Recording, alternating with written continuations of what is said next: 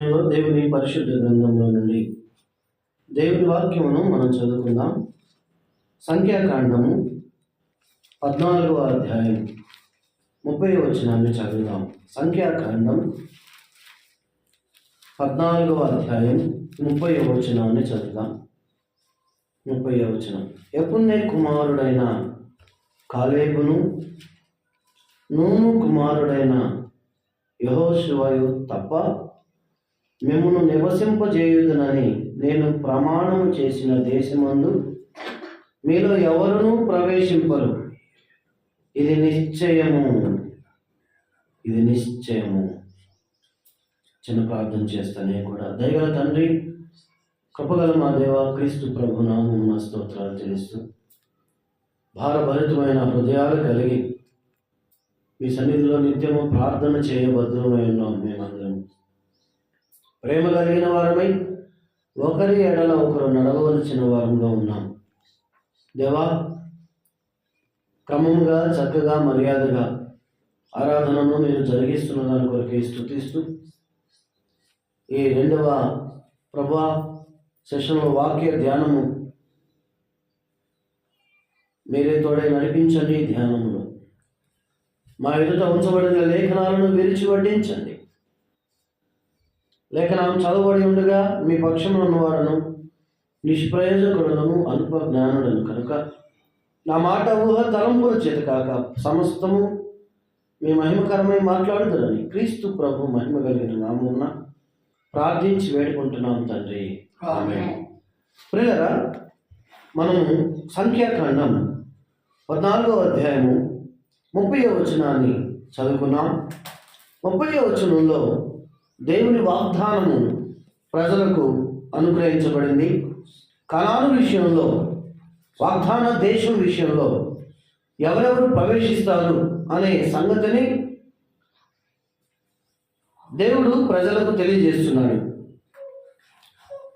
అక్కడి నుంచి బయలుదేరేటప్పుడు 6 లక్షల మందిగా బయలుదేరారు ఇశ్రాయేలు ప్రజలు. ఐగుప్తు నుండి అరణ్యములో వారి యాత్ర సాగింది.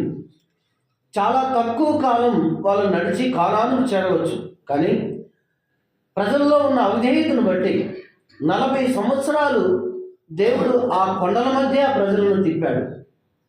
వారిలో ఆఖరి అవిధేయుడు నశించేదాకా ప్రభువు ఆ కొండల మధ్య వారిని తిప్పుతూనే ఉన్నాడు.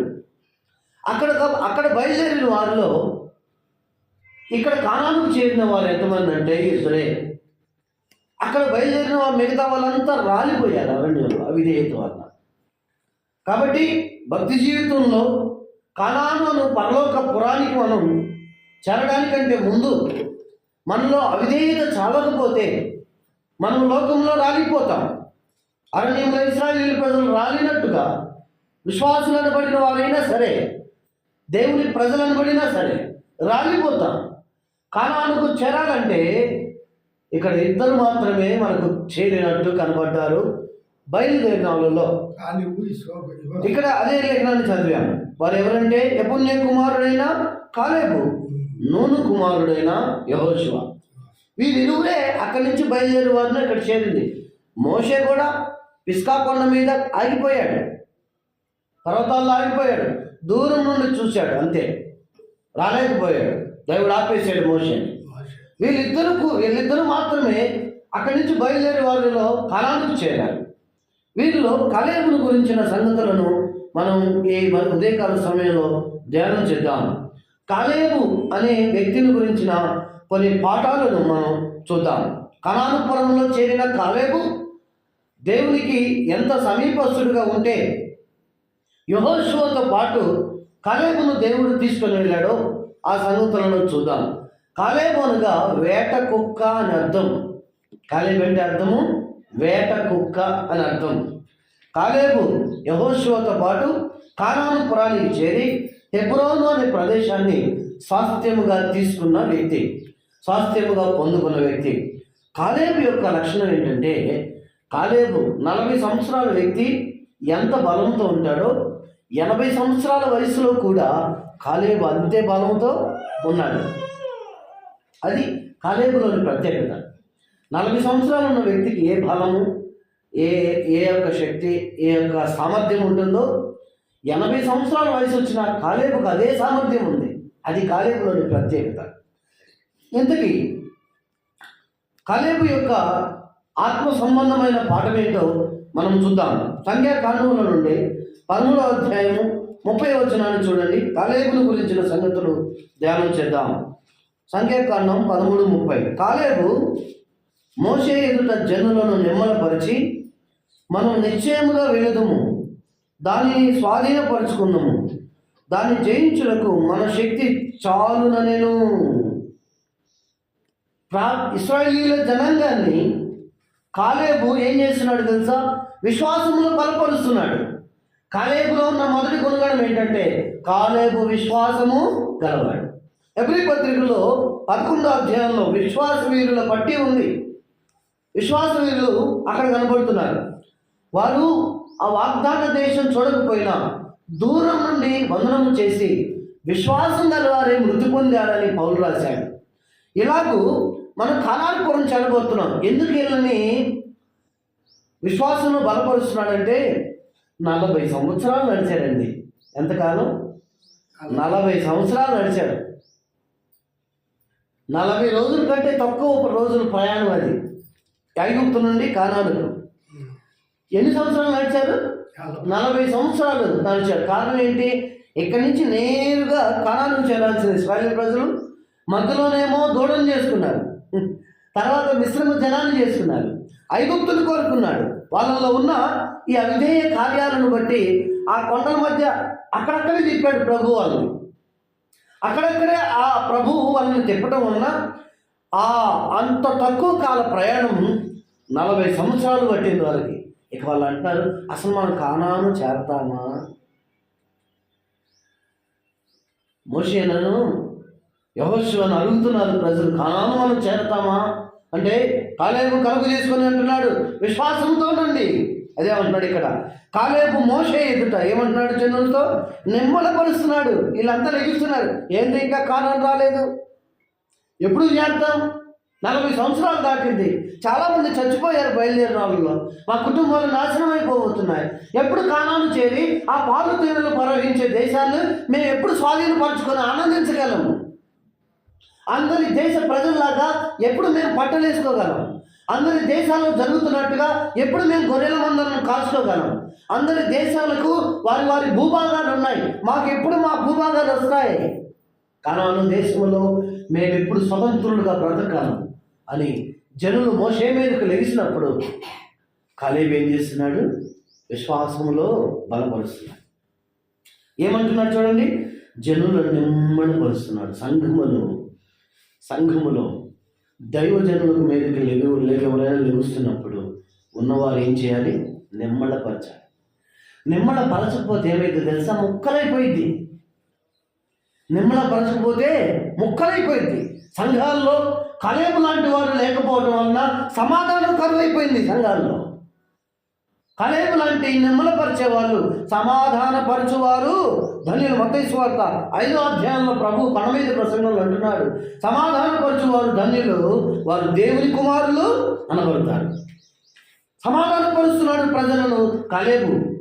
విశ్వాసము గలవాడు కాలేబు ప్రజలను విశ్వాసంలో ఏం చేస్తున్నాడు? బలపరుస్తున్నాడు. ఇది కాలేబు యొక్క వ్యక్తిగతమైన విషయం. కాలేబు తన సొంతంగా తాను ఏం కలిగి ఉన్నాడు? విశ్వాసాన్ని కలిగి ఉన్నాడు. సంఘం విషయంలో ఏం చేస్తున్నాడు? ఇశ్రాయేలు ప్రజలు దేవుని సంఘములకు సూచన. సంఘము విషయంలో మనం ఏం చేయాలి? విశ్వాసంలో బలపరచాలి. ఎవరితో వాళ్ళు అనుకునే సంఘం కాదండి.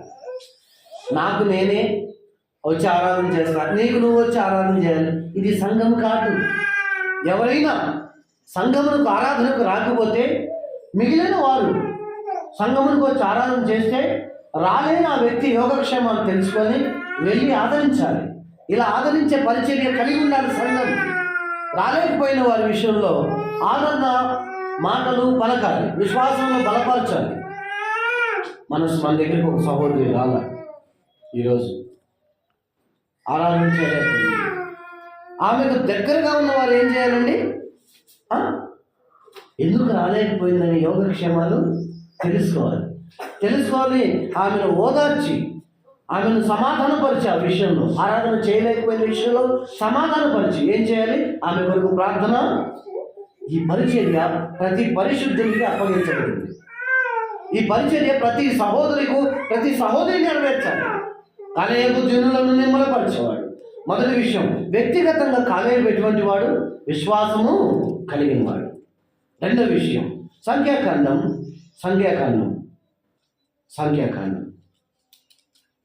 14వ అధ్యాయం 9వ వచనం. 14వ అధ్యాయం 9వ వచనం. మెట్టుకు మీరు యెహోవా మీద తిరగబడుకుడి, ఆ దేశ ప్రజలకు భయపడుకుడి. వారు మనకు ఆహారమగుదురు, వారి నీడ వారి మీద నుండి తొలగిపోయాను. యెహోవా మనకు తోడై ఉన్నాడు, వారికి భయపడకూడని ఆ సర్వ సమాజము వారిని రాళ్లతో కొట్టి చంపవలనగా. ప్రజలను ఏం చేస్తున్నాడు? ధైర్యపరుస్తున్నాడు. ప్రజలను ఏం చేస్తున్నాడు? వ్యక్తిగతంగా కాలేబు విశ్వాసం గలవాడు, ప్రజలను విశ్వాసంలో బలపరుస్తున్నాడు. కాలేబు ధైర్యవంతుడు, భయపడద్దు జనానికి, లోకానికి, అపవాదిని చూసి విశ్వాసి ఏమాత్రం వెరవకూడదు. మనం ఎప్పుడు వానికి భయపడతామో వాడు అప్పుడు మనల్ని బలహీనంగా చేస్తాడు. మనం ఎప్పుడు వాడికి భయపడమో అప్పుడు మనం బలవంతులుగా నిలబడగలం. అందుకనే దేవునికి లోబడి ఉండుడి, అపవాదిని ఎదిరించుడి, అప్పుడు వాడు మీ యొద్ద నుండి పారిపోవును. మనం ప్రభువుకు లోబడితే అపవాది మనల్ని చూసి భయపడతాడు. కారణం ఏంటంటే ప్రభువుకు లోబడే తత్వం మనలో ధైర్యాన్ని కలుగజేస్తుంది. కాలేబు ధైర్యం గలవాడు. మొదటి కాలేబు విశ్వాసం గలవాడు. కాలేబు ధైర్యవంతుడు. ప్రజలను శత్రువుల ముందు ధైర్యపరుస్తున్నాడు. మీరు శత్రువులకు భయపడొద్దు, సాతానుకు భయపడొద్దు, లోకానికి భయపడొద్దు. సంఘంతో ప్రభు అదే చెప్తున్నాడు, ప్రాణాపాయం వచ్చినా నమ్మకంగా ఉండు, నేను మీకు జీవ కిరీటాన్ని ఇస్తా. స్మరణ సంఘముతో ప్రభు మాట్లాడుతున్నాడు. ప్రాణాపాయం వచ్చినా నీ ధైర్యాన్ని విడవద్దు, నేను నీకు జీవ కిరీటాన్ని ఇస్తా. ఎవరికి రాదది. శ్రమలో ఓర్పు కలిగి శత్రువు ఎదురున్నా భయపడతా దేవుని పక్షాన నిలబడాలి. దావీదు ఇంత పిల్లవాడు, యవనస్తుడు. గొలియాత్ ఏమో 6 మూరల జానుడు ఉన్నాడు. ఇంత ఎత్తైన ఘాతువాడైన గొలియాతును చూసి ఇశ్రాయేలు సైన్యం అంతా భయపడింది. సౌలు గజగజలాడితే ఎవరు పోయి ఈ ఫిలిష్తీయులను ఓడించగలరు? ఈ గొలియాతును ఎవరు ఎదుర్కోగలరని రాజ్యమంతా ఎదుర్కొన్నాడు సౌలు. ఎవరు కనపడకపోతే ఇక తప్పదు, నా పని అయిపోయింది అనుకున్నాడు. దావీదు దగ్గరికి వచ్చాడు. నేను పోతా ఆ ఫిలిష్తీయుని దగ్గరికి. ఏంటి, నువ్వు పోతావా? ఆ గొలియాత్ ఎంత ఉన్నాడో చూసావా? వాడికి యుద్ధాన్ని నేర్పరివాడు. తర్ఫీదు పొందాడు, అన్నింటినీ బాగా ఎరిగినవాడు. బాణం వేయటం తెలుసు, విల్లు పట్టుకోవటం తెలుసు, కత్తి పట్టుకోవటం తెలుసు, డాలు చేతులు ఎలా ఉండాలో తెలుసు. ఈ యుద్ధ నేర్పడంతా తెలిసిన వారెవరు? గొలియాతు. నీవు వారికి భయపడవా అంటే నేను భయపడను. ఒకసారి సింహం వచ్చింది నా మంద మీదకి, దాన్ని నేను చీల్ చేశాను. ఎలుగుబంటి వచ్చింది, దాన్ని నేను చంపేశాను. నేను వాడికి భయపడను అంటే పో అన్నాడు. పో అంటే ఒడిశలో రాళ్ళు తీసుకొని పోయాడు. 5 రాళ్ళు తీసుకొని పోయాడు. రాళ్ళు తీసుకొని వస్తున్న దావీదును చూసి గొలియాతు అంటున్నాడు, రాళ్ళు తీసుకొని నా మీదకి వస్తున్నావే, నేను ఏమైనా కుక్కను అనుకున్నావా అన్నాడు. కర్ర తీసుకొని వచ్చినప్పుడు కుక్కను అనుకున్నావా? దావీ చేతిలో కర్ర ఉండేది, కాపరి కదా.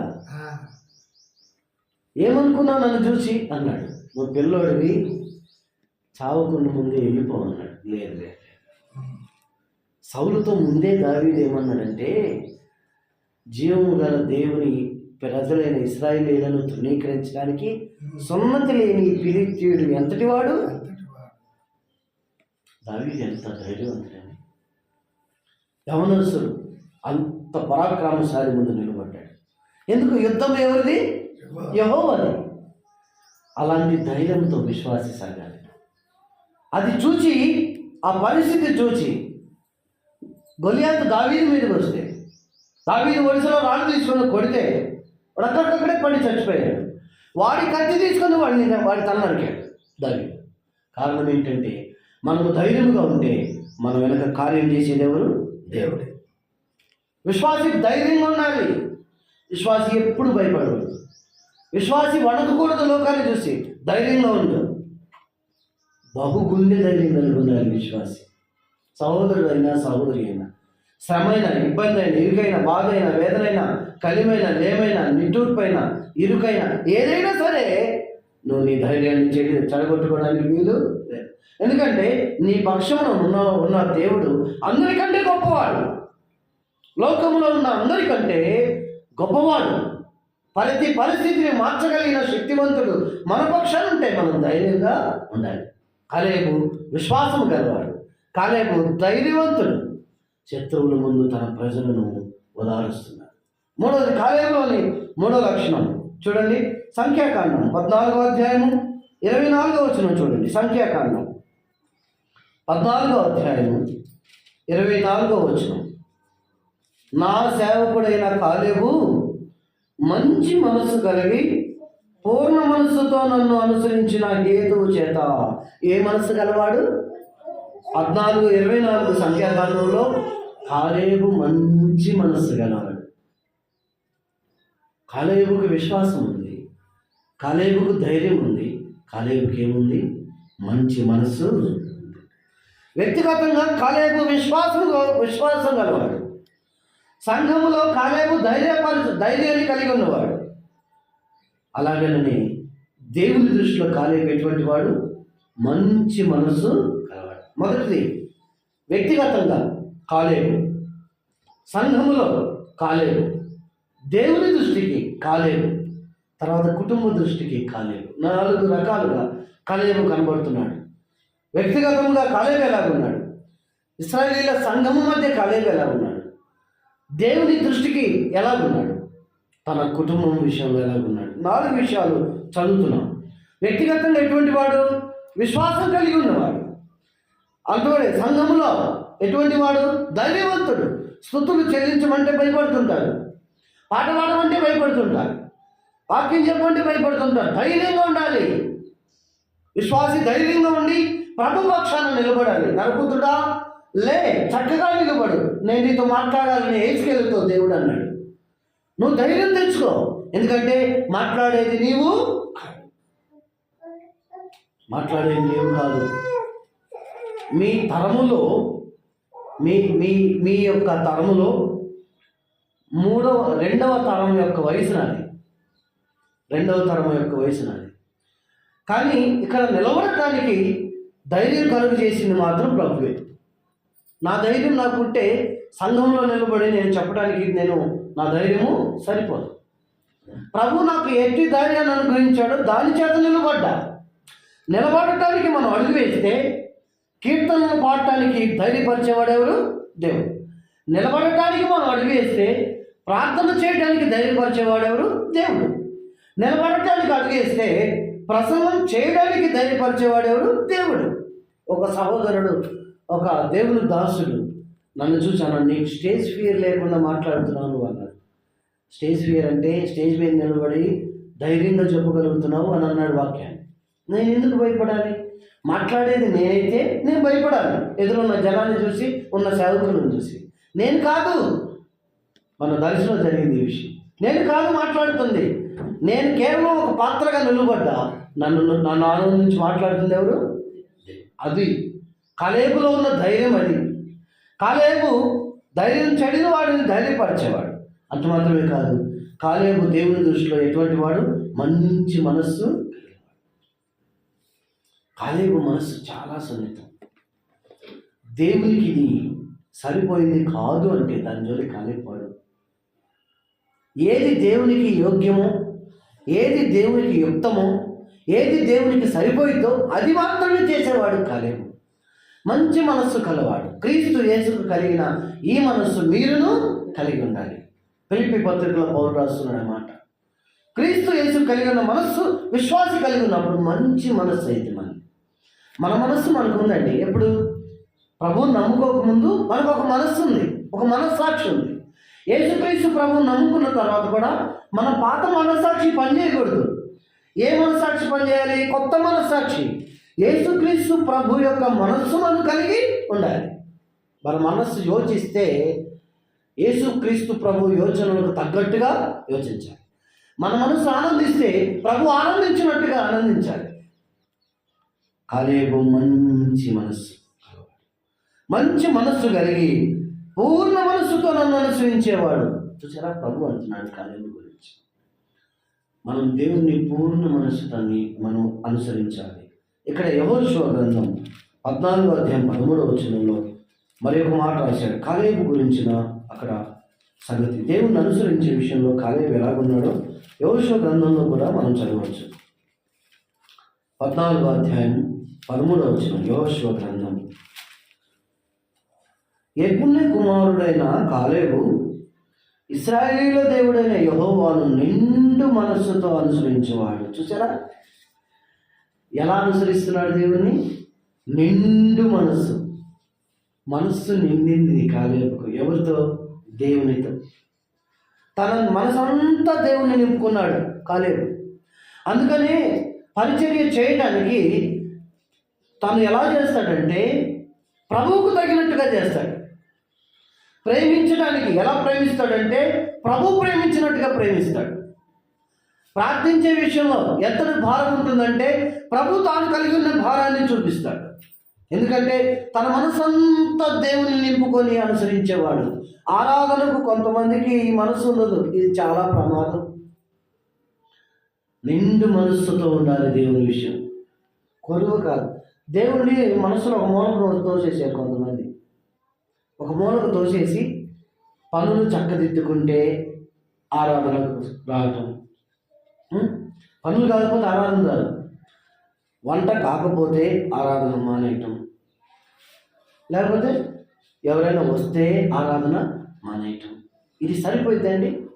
నిండు మనస్సు అంటే ఒక విషయం చెప్పండి. ఒక గిన్నెలో నీళ్లు పోస్తే నిండుగా పోసేయండి. ఓకేనా? ఇప్పుడు ఆ గిన్నెలో నిండా నీళ్ళు ఉన్నాయి. ఏదైనా వచ్చి దాంట్లో పడితే ఆ నీళ్ళు ఏమవుతాయి? పక్కకు పడిపోతాయి. నువ్వు నిండు మనస్సుతో నీ మనసంతా ప్రభువుని నింపుకున్న తర్వాత ఇంక ఏదైనా దాని దగ్గరికి ఆ మనసు దగ్గర తీసుకొచ్చావు అనుకో, లోపలున్న ప్రభు నీళ్ళ వంటి ప్రభు ఏమవుతాడు? దేవుని వాక్యము బయటికి వెళ్ళింది, జారిపోయింది, పడిపోయింది, పొరిగిపోయింది. జాగ్రత్త, వాక్యము మనస్సులో నుండి బయటకు వెళ్లకుండా కాపాడుకోవాలి విశ్వాసి. కాలేబు దేవుని నిండు మనస్సుతో అనుసరిస్తాడు, కొదువు కాదు.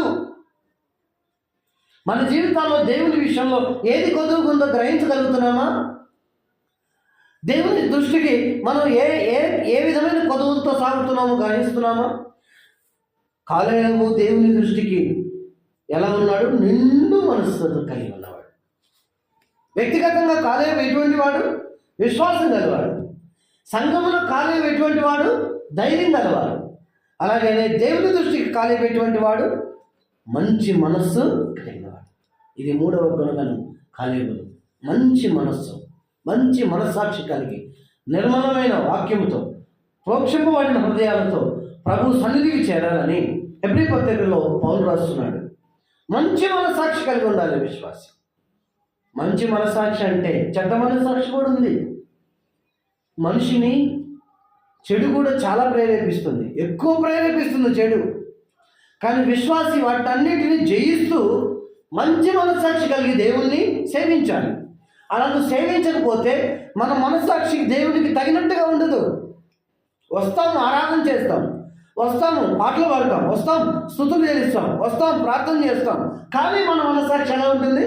దేవునికి దూరంగానే ఉంటుంది. నిండు మనస్సుతో దేవుని సేవించాలి. మంచి మనస్సాక్షితో దేవుని సేవించాలి. ఎలా సేవిస్తున్నాం? ఏమండి, దేవుని ఎలా సేవించగలుగుతున్నాం? మంచి మనస్సాక్షి ఉందా? మంచి మనస్సు కలిగి భక్తి జీవితంలో ఉన్నామా? భక్తి జీవితం అంటే కూడికకు సంఘముగా కూడినప్పుడు మాత్రమే కాదు, సంఘము వెలుపట మన జీవితం అంతా ఎలా ఉండాలి? దేవుడు అంటే భయము, భక్తిని విడిచిపెట్టని ప్రజలుగానే ఉండాలి. మంచి మనస్సాక్షి విడిచిపెట్టకూడదు. వ్యక్తిగతంగా కాలేబు విశ్వాసం గలవాడు. సంఘంలో కాలేబు ధైర్యవంతుడు. దేవుని దృష్టికి కాలేబు మంచి మనసు గలవాడు. 4వది, కుటుంబంలో కాలేబు ఎలా ఉన్నాడు తెలుసా? చూడండి, యెహోషువ గ్రంథం కుటుంబంలో కాలేబు ఎలా ఉన్నాడు చూడండి. యెహోషువ గ్రంథం 15వ అధ్యాయము 19వ వచనం. యెహోషువ గ్రంథం 15వ అధ్యాయం 19వ వచనం. అందుకు ఆమె, నాకు దీవెన దయచేయము, నీవు నాకు దక్షిణ భూమి ఇచ్చి ఉన్నావు కనుక నీటి మడుగులను నాకు దయచేయమనగా అతడు ఆమెకు మెరక మడుగులను పల్లపు మడుగులను ఇచ్చెను.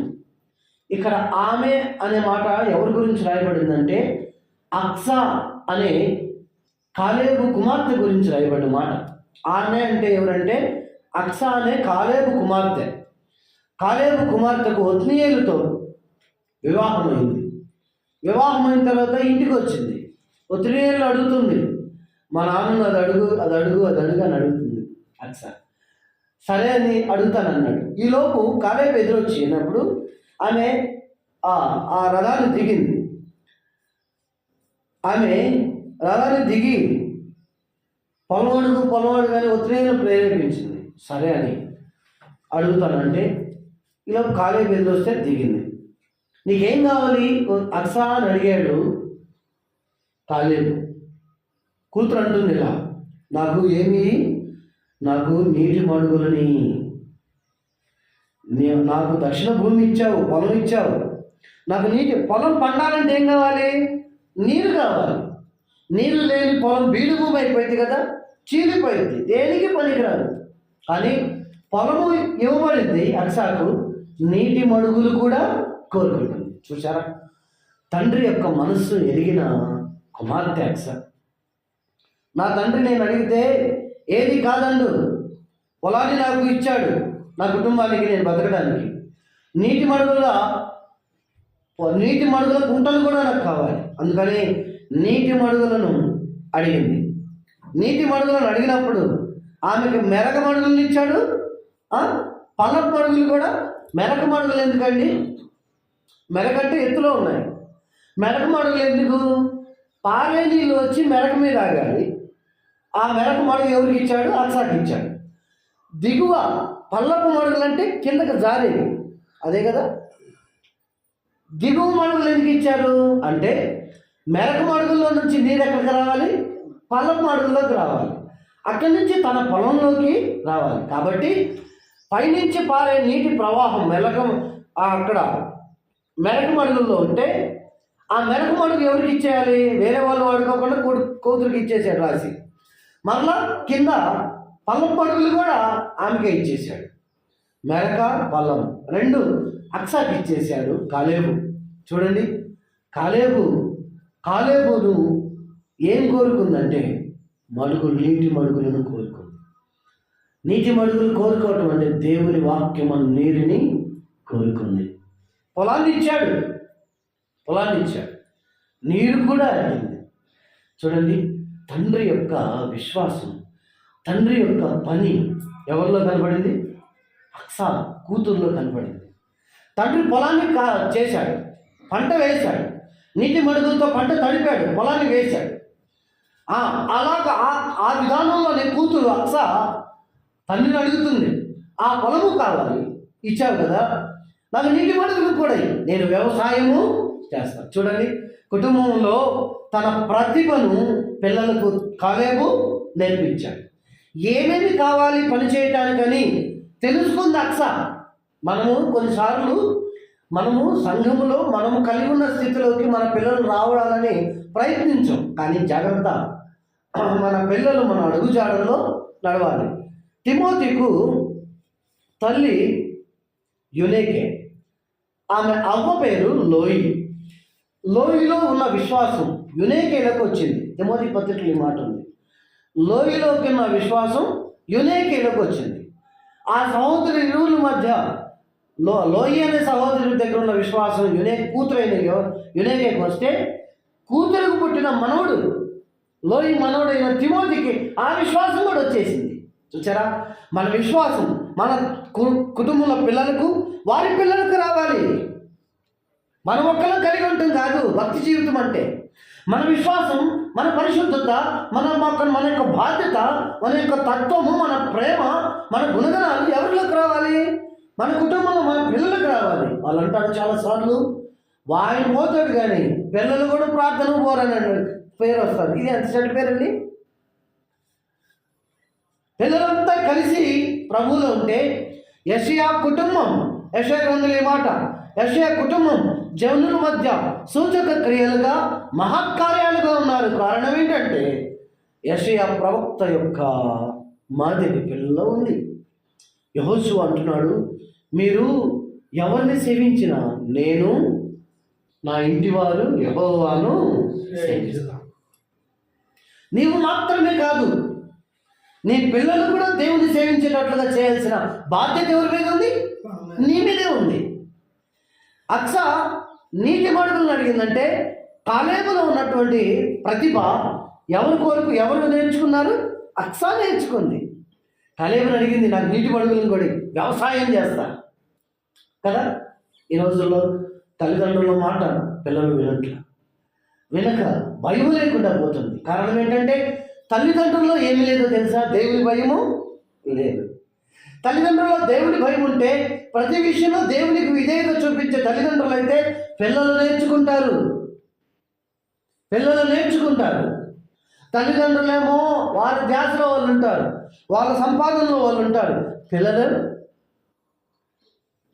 అంటే మా అమ్మ నాన్న చేస్తే తప్పు లేదు, నేను చేస్తే తప్ప అని వీళ్ళు కూడా అదేనండి. ఆవు చేలో వేస్తే దూడ గట్టును వేసిద్దా? అదేగా సామెత. నువ్వు ఏం చేస్తావా అని నీ పిల్లలకి వచ్చింది. నువ్వు ఎలా మాట్లాడతావా అని నీ పిల్లలు మాట్లాడతారు. నువ్వు ఎలా మెలుగుతావా అని నీ పిల్లలు మెలుగుతారు. మనం పొరపాటుగా ఉంటే మన పిల్లలు పొరపాటు చేసేవారు, మనం పాపం చేస్తే మన పిల్లలు పాపం చేసేవారు అవుతారు. మనం పరిశుద్ధతలో జాగ్రత్తగా ఉంటే మన పిల్లలు పరిశుద్ధతలో. అక్స తన తండ్రి దగ్గర ఉన్న ఆ యొక్క వ్యక్తిత్వాన్ని తీసుకుంది. తన తండ్రి దగ్గర ఉన్నటువంటి ప్రతిభను అక్స నేర్చుకుంది. తండ్రిని అడుగుతుంది ఏమని? నాకు నీటి మడుగులను కూడా నేను వ్యవసాయం చేసుకున్నాను. ఉత్రేయేలు న్యాయాధిపతి అయ్యాడు ఇశ్రాయేలు ప్రజలకు.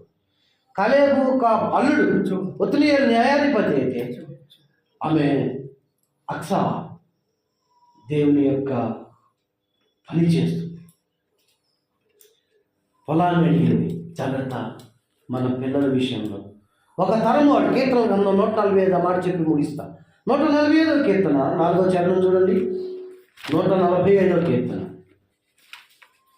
4వ చరణం చూడండి.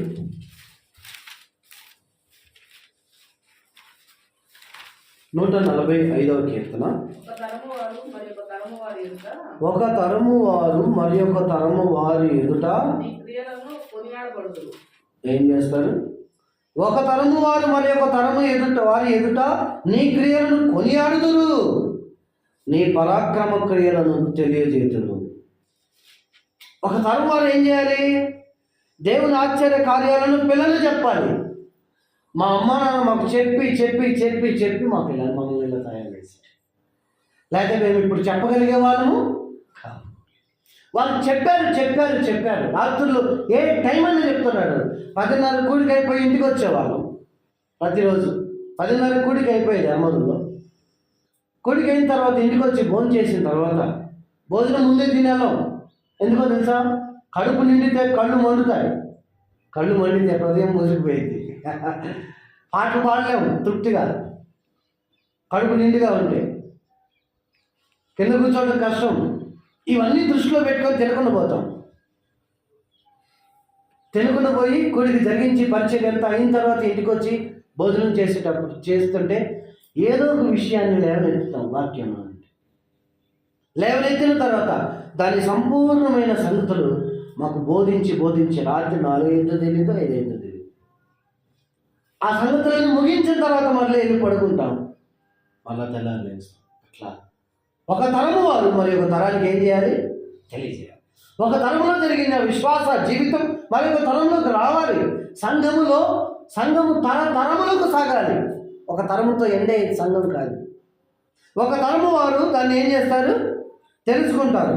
4లో ఒక తరము వారు, 145వ కీర్తన 4లో ఒక తరము వారు మరి ఒక తరము వారి ఎదుట దేవుని క్రియలను కొనియాడాలి, ఆయన పరాక్రమ క్రియలను తెలియజేయాలి. తెలియజేస్తున్నారండి. తిన్నావా అని అడుగుతారు పిల్లల్ని, పెద్దనాడు కొనుక్కో అని అడుగుతారు, బాగాలేకపోతే ట్యాబ్లెట్ వేసుకున్నావా అని అడుగుతారు, బడికి వెళ్ళమని చెప్తారు. అన్ని సౌకర్యాలు సమకూరుస్తారు. కానీ పిల్లలకి భక్తి జీవితంలో ఇలా ఉండాలని నేర్పిస్తున్నామా? నేర్పించకపోతే ఎలా ఎదుగుతారండి? పాతాళానికి వెళ్తారు. వాళ్ళు పాతాళానికి వెళ్ళడానికి కారణం నువ్వే. కారణం ఏంటంటే నీ తరానికి నువ్వు వింటున్న సంగతులు నువ్వేం చేయాలి? చెప్పాలి. నీ తరంలో నువ్వు నీ పిల్లలకు చెప్తే ఆ పిల్లలు తమ తరాలకు చెప్తారు. అలా తరములకు విశ్వాసం రావాలి, తరములకు భక్తి రావాలి, తరములకు పరిశుద్ధత రావాలి, తరము దేవుని సేవించాలి. తరము దేవుని సేవించాలంటే ఏం చేయాలి? మన ప్రతిభ, భక్తి జీవితంలో మనం నేర్చుకున్న మన ప్రతిభ మన పిల్లలకు వాటిని నేర్పించాలి. దేవుని కార్యాలు, పరాక్రమ విషయాలు పిల్లలకు తెలియజేయాలి. పిల్లలు దేవుని కంటే ఎవరు గొప్పవారు కారు అని మనసు వారికి కలిగేటట్టు తల్లిదండ్రులు చేయాలి. అందరిలా కాదు, బాగా చదవాలి, ఉద్యోగం చేయాలి, మంచి స్థాయిలో ఉంటే మన కుటుంబానికి మంచి పేరు వచ్చిందని చెప్పే తల్లిదండ్రులు ఉన్నారు. కానీ దేవుని విషయంలో నమ్మకంగా ఉండాలని చెప్పే తల్లిదండ్రులు కొద్దిపోయిపోయారు. అది శరీరం కోసం మాత్రమేనండి. భూమి మీద ఒక 70 సంవత్సరాలు బ్రతకడానికే ఉద్యోగాలు, వ్యాపారాలు ఏం సరే. కానీ నువ్వు నీ పిల్లలకు నేర్పించే నీతి తరతరాలకు వాళ్ళకి ఉంటుంది, పనికి వస్తుంది. నీ పిల్లలకు నువ్వు నేర్పించే విశ్వాసం తరతరాలకు పని వస్తుంది. వారికి నేర్పించాలంటే ముందు నీ దగ్గర ఉండాలి. నీ దగ్గర భక్తి, దేవుడు అంటే భయం నువ్వు కలిగి ఉంటే, మా నాన్న దేవుడికి భయపడుతున్నాడు, నేను కూడా దేవుడికి భయపడాలని చిన్ననాటి నుండి వాళ్ళు ఏం చేస్తారు? అన్న ఎన్ని నేర్చుకుంటే సమయానికి నేర్పించిందండి. పాలు మానిపించిన వెంటనే మందిరాన్ని తీసుకొచ్చింది. మందిరాన్ని తీసుకొచ్చి దేవునికి అప్పగించింది. వాడు అక్కడే దేవునికి మొక్కాడు. మా అమ్మ వెళ్తుందని అక్కడే నీకు ఏడవలా సమయాలు ఏడవలా. తనకు ఎన్ని నేర్పిస్తే ఏడుకుని ఉన్నాడని అంత పిల్లోడు, పాలు మానిన పిల్లోడైన సమయాలు ఎన్ని నేర్చుకుంటే స్తన్యపానం చేసేటప్పుడు ఎన్ని నేర్చుకుంటే ఏడవకుండా మందిరంలోకి వెళ్ళాడండి. ఆమె వదిలిపెట్టింది, ఏలీకి అప్పగించింది. అయ్యా, నేను దేవుడితో మొక్కుబడి చేసుకున్నాను, నాకు మగబిడ్డనిస్తే నీ సేవకు మందిరాన్ని సమర్పిస్తానన్నాను, మగబిడ్డను దేవుడు నాకు దయచేశాడు, ఇదిగో సమయాలు నేను నీకు అప్పగిస్తున్నానని చెప్పి ఏలీకి అప్పగిస్తే ఏలీ ఆ చిన్నవాడిని చేయబట్టుకున్నాడు. సమయాలు చేరి పట్టుకొని మందిరంలోకి తీసుకెళ్తే మా అమ్మ ఏడవలా. ఎంత నేర్పించుంటే అన్న ఏడవకుండా వెళ్ళాడండి మందిరంలోకి. మన పిల్లలు వస్తారా? ప్రార్థనకు రెడీ అవ్వంటే ఎన్ని వంకలు చెబుతారో. కారణం ఏంటో తెలుసా? మన దగ్గర ఆ సత్తువ లేదు కాబట్టి. ఆ సత్తువ మన దగ్గర ఉంటే మన పిల్లల్లోకి వస్తుంది. అంత శ్రేష్టమైన కృపలో ఎదిగిన సమయాలు, అంత శ్రేష్టమైన పెంపకంలో ఎదిగిన సమయాలు ఇశ్రాయేలీయులకు న్యాయాధిపతి అయ్యాడు, ఇశ్రాయేలీయులకు ప్రవక్త అయ్యాడు, ఇశ్రాయేలీయులకు దీర్ఘదర్శి అయ్యాడు, ఇశ్రాయేలీయులకు యాజకుడు అయ్యాడు, ఇశ్రాయేలీయుల పేద న్యాయ నిర్ణేత అయ్యాడు. 5 పోస్టుల్ని ఒక్కసారిగానే నెరవేర్చాడు సమూయేలు. కారణం హన్నా ప్రార్థన సమూయేలుకు నేర్పించింది. ఈ రోజుల్లో ఫోన్లు పెట్టి వీళ్ళు రిలాక్స్ అవుతున్నారు. పిల్లల మొఖాల ముందు ఫోన్లు పెట్టారు, వాళ్ళు ఫోన్లో ఉన్నాయన్నీ చూస్తున్నారు. వాళ్ళు ఫోన్ లేకపోతే ఉండలేకపోతున్నారు, తినలేకపోతున్నారు, బతకలేకపోతున్నారు. వాళ్ళని ఆడుకోవాలంటే ఫోన్ కావాలి, వాళ్ళు గమ్మున ఉండాలంటే ఫోన్ కావాలి, వాళ్ళు తినాలంటే ఫోన్ కావాలి, వాళ్ళు నిద్రపోవాలంటే ఫోన్ కావాల్సిందే. అన్న అది నేర్పించలా, కష్టపడింది. పిల్లవాడిని దేవుని మందిరానికి సమర్పించాలి, దేవుని దృష్టికి యోగ్యుడిగా చేయాలని చెప్పి కష్టపడి నీతిని నేర్పించింది, ప్రార్థనని నేర్పించింది, పరిచర్య నేర్పించింది. దేవుని స్వరము వినబడితే ఇది దేవుని స్వరము అని భయపడకుండా చిత్తగించము దేవా అని పలికేటట్టు సమూయేలు మనస్సును సిద్ధం చేసింది. దేవుడి మందిరానికి వెళ్ళిన సమూయేలు అంతకుముందు ఎన్నడూ లేని ప్రవక్తలాగా, తర్వాత కూడా ఎన్నడూ పనిచేయని వ్యక్తులాగా ఇశ్రాయేలీయుల మధ్య తాను పని చేశాడు. ఎవరు రావాలన్న సమూయేలు దగ్గరికి రావాలి, ఏం చేయాలన్న సమూయేలు దగ్గరికి రావాలి, ఏ విచారణ జరిగించాలన్న సమూయేలు దగ్గర జరగాలి. ఎన్ని పదవులు చేశాడండి ఇశ్రాయేలీయుల మధ్య. ఎంత బాధ్యతాపరుడయ్యాడు తెలుసా? కారణం కాలేబులోని విశ్వాసం, కాలేబులోని ధైర్యం, కాలేబులోని మనస్సు, కాలేబు ఇంటిలోని అక్స చూసింది. కాలేబు యొక్క ప్రతిభలను చూసింది. అక్స కోరుకుంది, కష్టపడతాను. కాలేబు వల్లే మన జీవితాలు ఉండాలి. పెద్దలైన వారు ఉన్నప్పుడు పిల్లలు దేవుని సేవిస్తారు. లేకపోతే దేవుని సేవకుల కుటుంబాల్లో పిల్లలు ప్రభువుని నమ్ముకోకుండా నశించిపోయిన వారు ఎంతమంది అండి? సేవకులు, పెద్దలు, విశ్వాసుల కుటుంబాల్లో వారు దేవుని సేవించారు నమ్మకంగా. వీరు దేవుని సేవించలేకపోకుండా వ్యసనాలకు బానిసై పాడైపోయిన పిల్లలు ఎంతమంది అండి? కారణం మీ ఇంటిలో మీ ప్రతిభ, దేవుని విషయంలో మీరు కలిగి ఉన్న ప్రతిభ మీ పిల్లలకు చూపించాలి. మీ నీతి చూపించండి, మీ పరిశుద్ధత చూపించండి. దేవుని ఎడల మీరు కలిగి ఉన్న భయభక్తులు పిల్లలకు చూపించండి. చూపిస్తున్నప్పుడు వారు ఎదుగుతూ ఆ విషయాలు చూస్తున్నప్పుడు వారు లోకానికి ఆకర్షితులు అవ్వరు, సాతాను చేతికి వెళ్ళరు, వారు దేవుని చేతిలో ఉంటారు.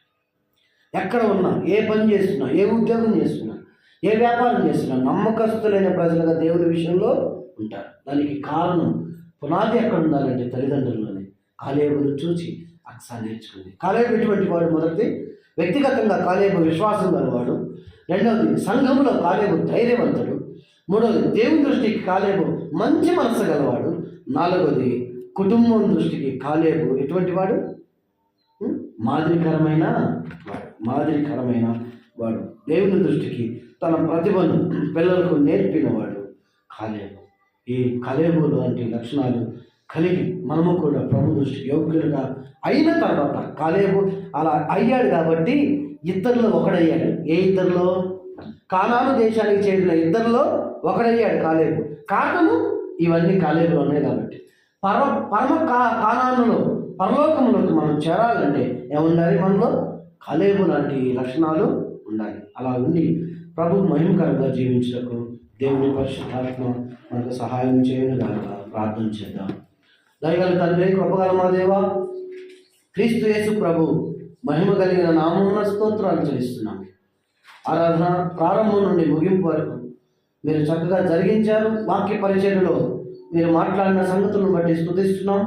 ప్రజల్లో వాటిని ఫలింపు చేయమని, చేరి వచ్చిన వారిని ఈ ప్రభుదినపు దేవునితో సాగనంపమని, మిమ్మల్ని వెంబడించే విషయంలో కాలేబు మనస్తత్వం కలిగి కాలేబు లాంటి వ్యక్తిత్వాల చేత నడవడానికి పరమ కాలానికి చేరటానికి సహాయం చేయమని ఘనత, మహిమ, ప్రభావం మీకు ఆరోపిస్తూ చేరి వచ్చిన పరిశుద్ధులందరిని బట్టి ప్రార్థన చేస్తూ రాలేకపోయిన ప్రజలను గురించి మీ సన్నిధానం ఎత్తిపడుతూ క్రీస్తు యేసు ప్రభు ఘనమైన మహిమ కలిగిన నామమున ప్రార్థన చేసి వినయమై వేడుకుంటున్నాము తండ్రి.